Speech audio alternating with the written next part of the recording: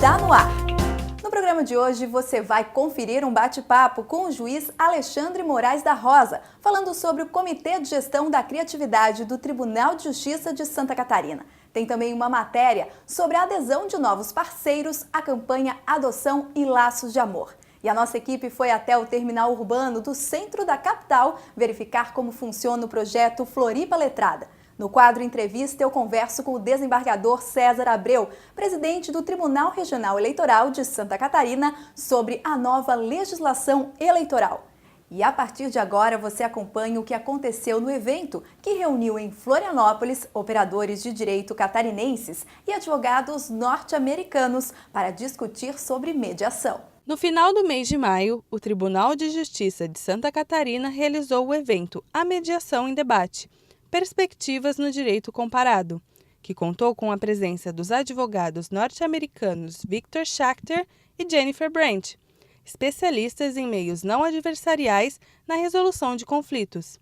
A dupla abordou a importância da mediação para a melhoria do sistema jurídico e das relações sociais. No evento, que aconteceu aqui no Fórum Eduardo Luz, os palestrantes falaram sobre como a solução de conflitos por meio da conciliação não adversarial é significantemente mais benéfica e satisfatória para as partes. We're not going to convince the other side they're wrong and we're right. Rather, the emphasis, how can we work together to solve the problem and be able to go on with our lives with a satisfactory resolution.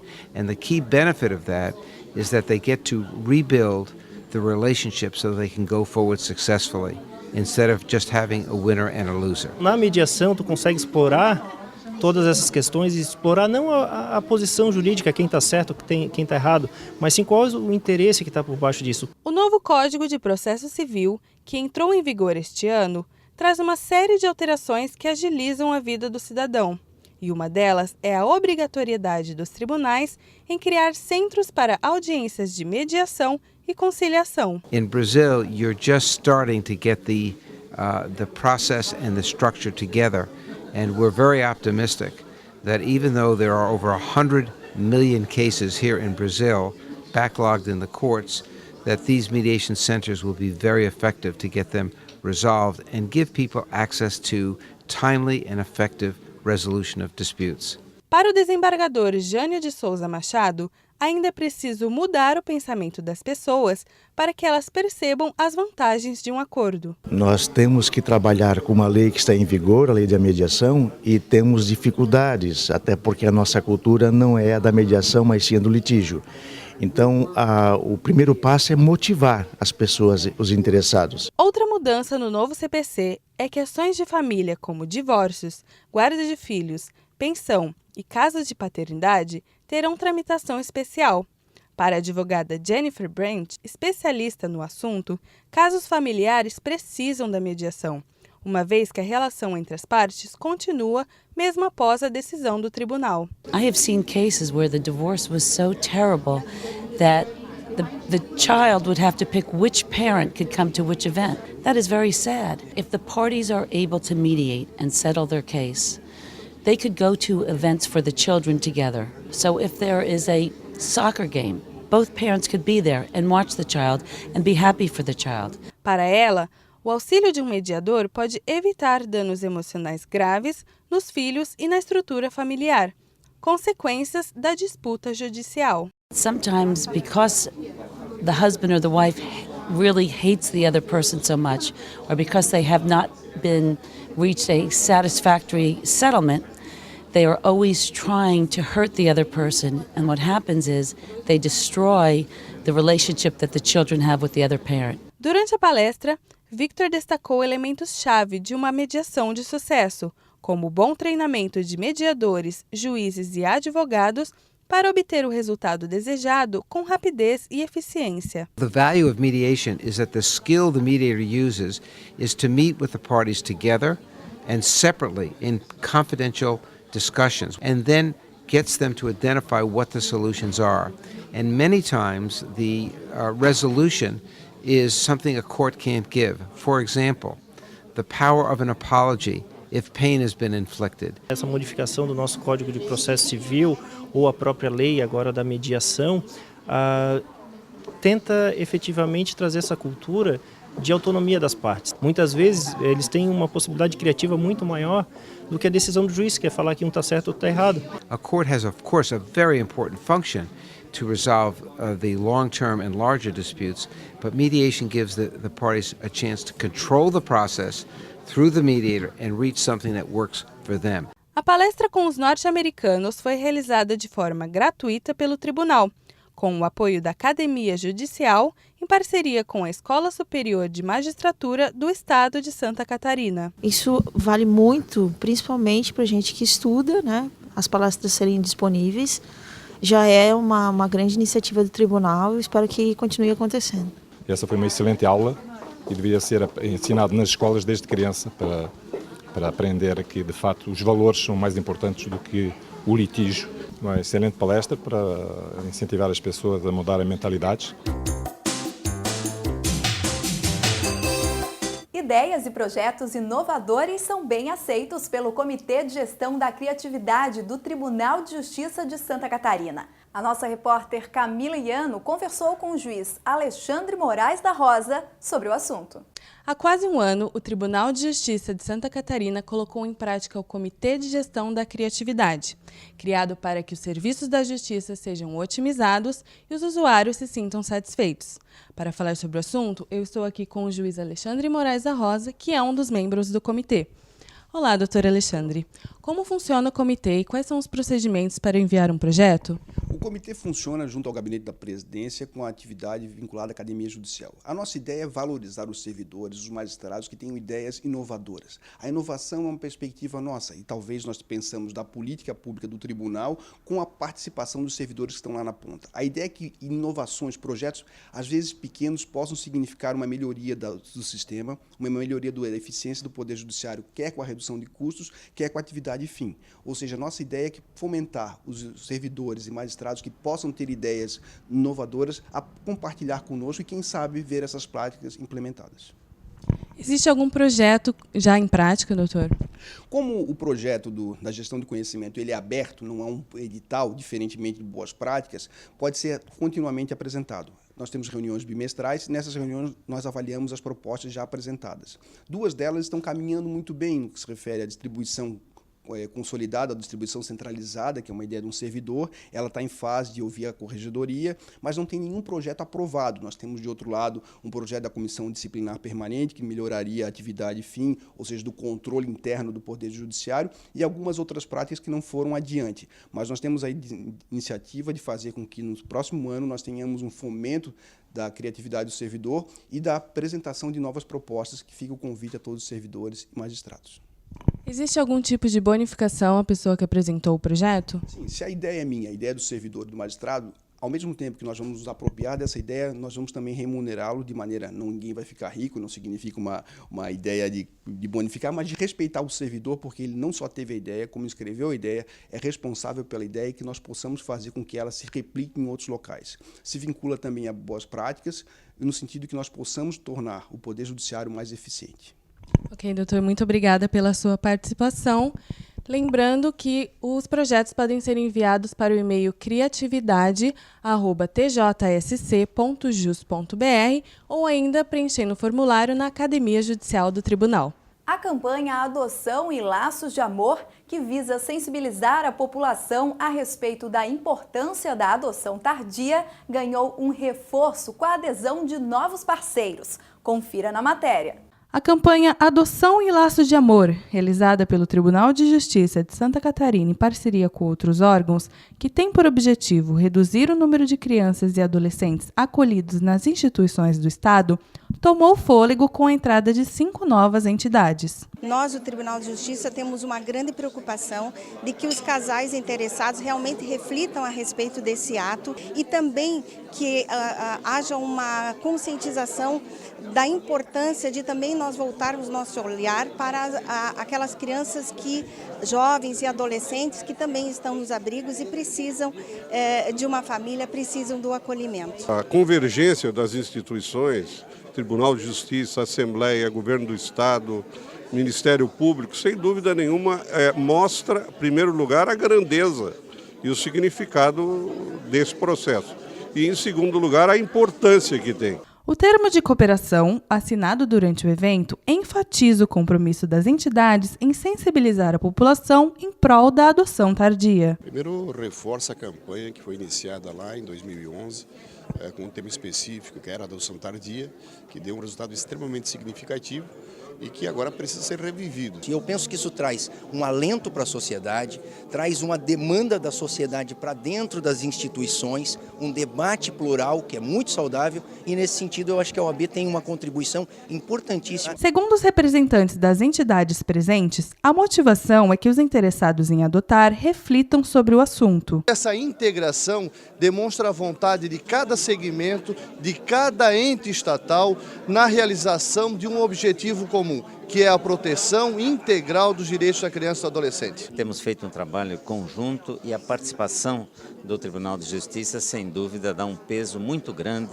dá uma representatividade essencial para que esses jovens possam ser adotados. E nós queremos motivar todos para que participem dessa campanha. Queremos que os magistrados também se integrem, que a população também venha atender ao nosso chamado e precisamos efetivamente dar uma resposta a essas crianças que se encontram em lares adotivos, se encontram em centros para que tenham uma família definitiva. E no próximo bloco você acompanha no quadro Entrevista as mudanças trazidas pela nova lei e como elas devem afetar as eleições municipais de outubro. Voltamos já!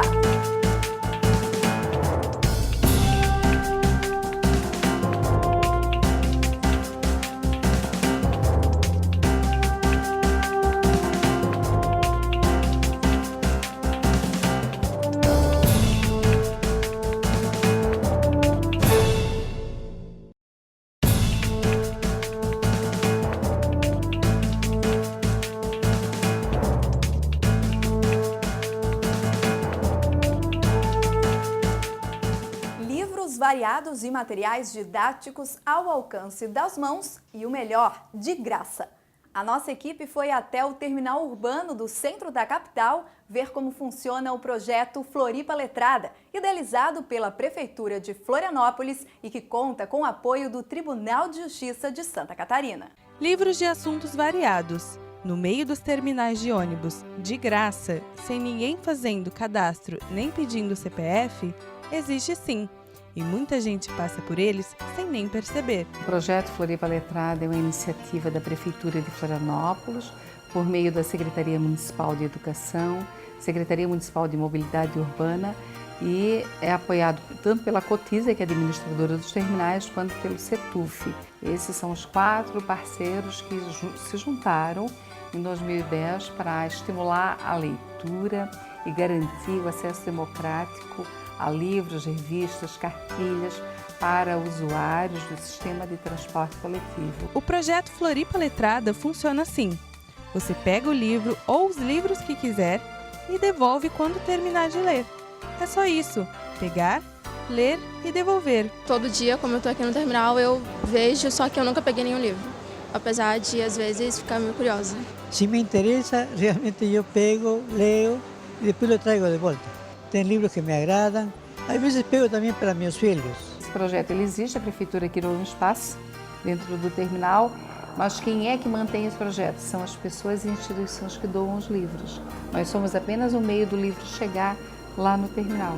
A iniciativa é alimentada por doações, que vão desde material pessoal até centenas de livros de editoras e instituições de ensino. É por isso que o projeto sobrevive, porque não tem o controle social. A gente não está preocupado em formar alguma ideologia. Nossa preocupação é de que a pessoa sentada dentro de um ônibus, numa fila imensa, tem alguma coisinha para ler, seja o que for.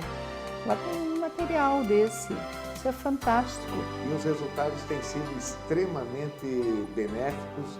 Muitas pessoas que mal haviam lido um livro inteiro, à medida que tem um livro ali disponível, passo na estante, verifico, às vezes com timidez, porque dificilmente entraram em alguma biblioteca, mas assim pegam um livro, leem e acabam se habituando e aí sim vão às bibliotecas. Então um programa que começou assim de uma forma muito simples, E hoje nós temos terminais, temos estantes em vários terminais e também em outros locais, facilitando de forma simples o acesso à leitura. As estantes são reabastecidas toda semana e os livros ficam disponíveis a todas as 300 mil pessoas que passam todos os dias pelos terminais urbanos de Florianópolis. Eu sempre prestigiei e eu utilizo esses livros como semente. Eu distribuo para crianças, eu vejo o profissional que interessa, eu passo para eles. Eu estava passando aqui para conhecer, eu peguei um livro assim aleatório que na verdade era de filosofia e aí depois eu passou um tempo, devolvi, eu li ele, devolvi e peguei um outro livro que era de dica de trânsito, umas coisas assim. Já foram catalogados quase 1.800.000 exemplares, que vão desde livros de literatura, didáticos, técnicos e cartilhas como essa, que abordam a violência doméstica e que foram doados pelo Tribunal de Justiça de Santa Catarina para o projeto. Essas cartilhas, então, foram redigidas com o objetivo de trazer uma ideia à população do que seria e do que se entende hoje de uma forma bem didática por violência doméstica. De acordo com a Lei Maria da Penha, entende-se por violência doméstica qualquer ação, omissão ou conduta contra a mulher e que lhe cause sofrimentos físicos, sexuais, psicológicos ou até mesmo a morte. É um assunto muito difícil da gente conseguir explicar, porque é uma coisa que envolve pessoas do nosso convívio, pessoas que nós escolhemos para amar, pessoas que nós escolhemos viver juntos. E muitas vezes há um ciclo de violência nesses relacionamentos que nós não percebemos.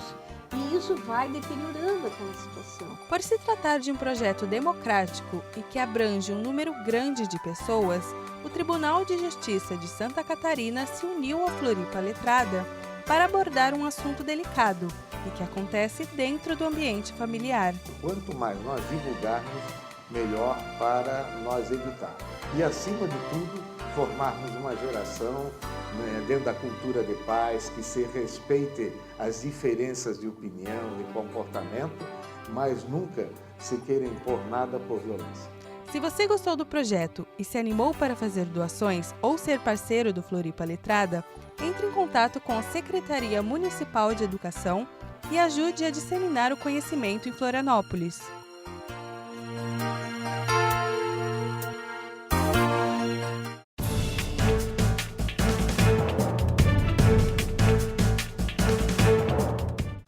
No quadro Entrevista de hoje, recebemos o desembargador César Abreu, presidente do Tribunal Regional Eleitoral de Santa Catarina, que conversa conosco a respeito da nova legislação eleitoral aprovada pelo Congresso no ano passado. Presidente, eu começo perguntando sobre as inovações trazidas pela lei. Quais as principais mudanças e, para o senhor, o que motivaram essas alterações? Penso que são alterações significativas, principalmente no que diz respeito ao financiamento de campanha, limite de gastos por candidato, a própria propaganda antecipada, a prestação de contas, em que vai haver, de certa forma, uma maior participação da sociedade, vai haver um controle social das próprias despesas que haverão durante a campanha eleitoral. E isso penso que é importante e fundamental para que a gente tenha uma eleição bem transparente. Desembargador, financiamento para a campanha é sempre um assunto polêmico. O que muda com a Lei 3.165 e como o eleitor pode acompanhar as contas da campanha? Além do fundo partidário, que há um repasse de um dinheiro que vem do governo para os partidos políticos e é distribuído entre os partidos, mediante cotas por representatividade no Congresso, há o financiamento das campanhas acabará acontecendo a partir de contribuições individuais de pessoas físicas. E esses valores dessas contribuições, elas obrigatoriamente têm que ser disponibilizados pela internet para conhecimento público. E os partidos políticos, como os próprios candidatos, também estão obrigados à prestação de contas.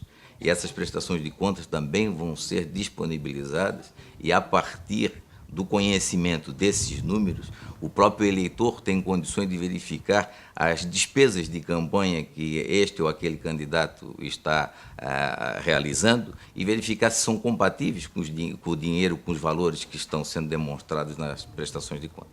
No passado, nós tínhamos as contribuições das pessoas jurídicas, contribuições privadas das pessoas jurídicas.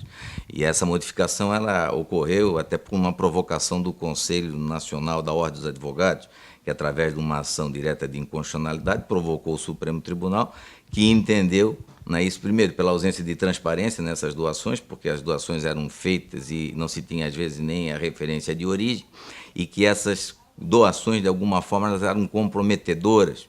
Havia quase que uma promiscuidade do repasse desses dinheiros com a obtenção de futuras vantagens dos governos eleitos. Então isso foi erradicado e se viabilizou então a forma da doação por pessoa física. Uma novidade que nós vamos ter que verificar qual o efeito também que vai gerar esse financiamento. Tem uma alteração que penso que é a questão da transparência, né? As pessoas jurídicas, quando faziam as doações, elas doavam, né, isso para pessoas para partidos, um ou outro partido não tinha uma definição ideológica ou de bem-querência em relação a este ou aquele partido, né? E eu penso que com relação ao cidadão o particular vai haver essa vinculação. A pessoa vai doar para aquele candidato que ela pensa, né, que vai ser o melhor candidato, que possa melhor representar os seus anseios, as suas aspirações. Presidente, nós temos acompanhado pela TV e pelas redes sociais alguns possíveis candidatos fazendo pré-candidatura, uma candidatura antecipada. Isso é permitido pela lei? Essa foi uma das inovações, que foi a autorização de propaganda prévia, no sentido de que que o candidato já pode se colocar a público, né, isso demonstrando o que pretende realizar. Evidentemente com uma vedação expressa, que ele não pode fazer o pedido de voto, né, direto, né? Agora ele pode colocar quais são as suas bandeiras, quais são os seus objetivos, quais são as suas propostas, o que pretende realizar. Penso que foi uma inovação também necessária, porque houve um encurtamento do prazo de propaganda e a forma de compensação seria esta. E também tem uma vantagem, o próprio partido político, quando coloca os candidatos à verificação popular, tem um tempo de amadurecimento para verificar se aqueles candidatos efetivamente têm uma representatividade. O próprio candidato pode verificar ao longo da sua peregrinação se efetivamente ele tem uma aceitação popular. E o eleitor, de alguma forma, já começa a avaliar aquele, né, em quem pretende votar. E existe algum tipo de fiscalização ou monitoramento feito pelo TRE? Bom, a fiscalização ela acontece de forma ampla. Evidentemente, temos que ter a consciência que o judiciário ele só age quando provocado, né? Então, tem toda uma legislação disponível, né, isso pronta para ser provocada, seja pelo Ministério Público, seja pelos partidos políticos, seja pelos candidatos, e o judiciário está pronto, né, isso para dar as respostas necessárias. Presidente, a lei de 2015 também traz alterações no que se refere à votação mínima por candidato. Como é que isso vai funcionar a partir de agora? Isso, se nós verificarmos no passado, existia uma coisa que a nível popular e social não era bem aceito, né? Que era a hipótese de um candidato expressivamente votado, com uma densidade eleitoral significativa, acabava levando consigo, ou levando de carona, né, um outro candidato do partido com votação insignificante, de maneira que acabava não tendo uma representatividade popular. Esse estabelecimento desse percentual mínimo, que é 10% do quociente eleitoral, né, faz com que o partido possa eleger aqueles que tenham essa densidade eleitoral, não é isso? E de alguma forma, aquela vaga que remanesce, ela é distribuída, inclusive, para outro partido que tem uma densidade eleitoral maior. Falando um pouquinho do pioneirismo do TRE de Santa Catarina, acabamos de passar pelo processo de recadastramento biométrico e tem muita gente achando que essas próximas eleições serão totalmente biométricas. É isso que vai acontecer? Isso vai acontecer em relação aos municípios em que a biometria foi feita de forma completa. É o caso de Florianópolis, São José, Blumenau, Joinville, né? Então nós temos o serviço de biometria todo ele completo e a eleição vai se realizar exclusivamente pelo sistema biométrico. Há municípios em que houve o trabalho de biometria, então está sendo liberado também a possibilidade da votação mista pelo sistema biométrico e o sistema comum até hoje utilizado. A questão do título de eleitor, ele não tem a foto do eleitor, não é isso? Então é necessário sempre que ele se faça presente com um documento de identidade, que pode ser uma carteira de identidade, pode ser uma carteira de motorista, algum documento que lhe possa dar a verificação da sua identidade. Agora, o título de eleitor facilita na localização da sessão, da zona eleitoral, da sessão eleitoral, então isso franqueia e dá mais velocidade ao sistema de votação. Presidente, ainda faltam alguns meses para as eleições de 2 de outubro. O senhor acredita que Santa Catarina está preparada para essa nova legislação eleitoral? Santa Catarina é um estado diferenciado, né? Nós temos juízes de ponta, juízes de primeira linha, né? Juízes cônscios das suas responsabilidades, servidores altamente qualificados, então temos tudo de bom. Eu penso que sempre se progride, sempre há um avanço nesse processo, mas também tenho a consciência de que a forma eleitoral que nós estamos viabilizando para essa eleição não deve ser muito duradoura. Vai haver certamente modificações futuras, porque também vai demonstrar a prática de que algumas correções de rumo devem ser feitas. O próprio financiamento de campanha, ele precisa de um amadurecimento, né? Precisa buscar outras fórmulas, né? que deem mais transparência, que garantam uma maior isonomia entre os concorrentes, né? Isso nós temos que rever e revisar também o número de partidos políticos.